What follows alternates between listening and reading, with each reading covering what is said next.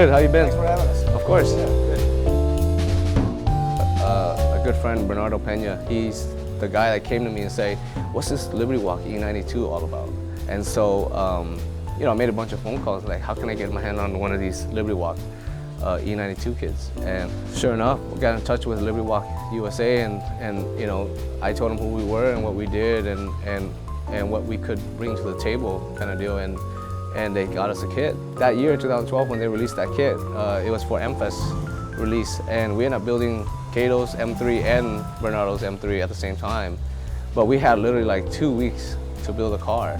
We finished both cars at like 6 in the morning that day, and they took off to MFest. And I think that's what started everything, really. Let's go in the shop and check out what we got. So here you have the famous Rocket Bunny kit. This tell is us the story about how you met Miura-san. This Rocket Bunny BRZ that we did 2 years ago kind of happened by accident. We had to switch a car out of Nitto booth to put this car in there.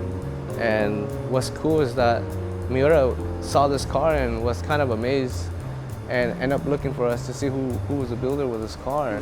And from there on, we started a great relationship with this guy. And this year, you know, we're building 6 Rocket Bunny, and we have a month to go, and the kit haven't landed yet. So the 7 cars are Rocket Bunny cars? Yes. What else are you building for SEMA?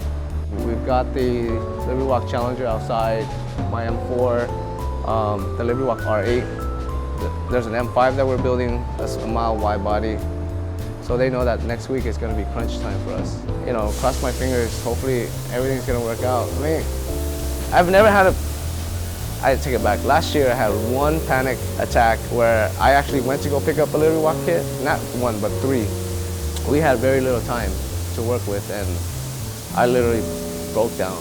I mean, I was driving the car, pulled over, and I had to call my wife. It's just kind of one of those things where, like, if you're good to others, they'll be good to you. Simple. Okay, what are you looking for? What's your style?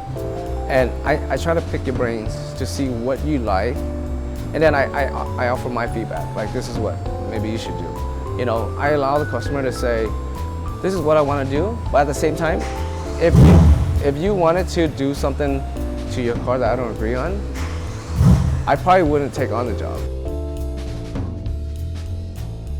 The most thing you're worried about is cutting it and doing it wrong, and you can't reverse it. There's no going back. But we did it carefully and we did it right, and you know, the Murcielago kind of got us used to cutting the car because it was the one that we had to actually move the frame.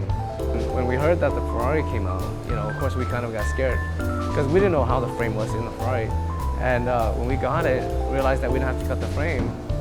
It was a breeze, you know, it was just cutting another car. I think now knowing that my team has always got my back, I think that's where I'm like, you know, this year is a little bit more easier, not as scary as last year. My air compressor didn't shut off for 2 weeks.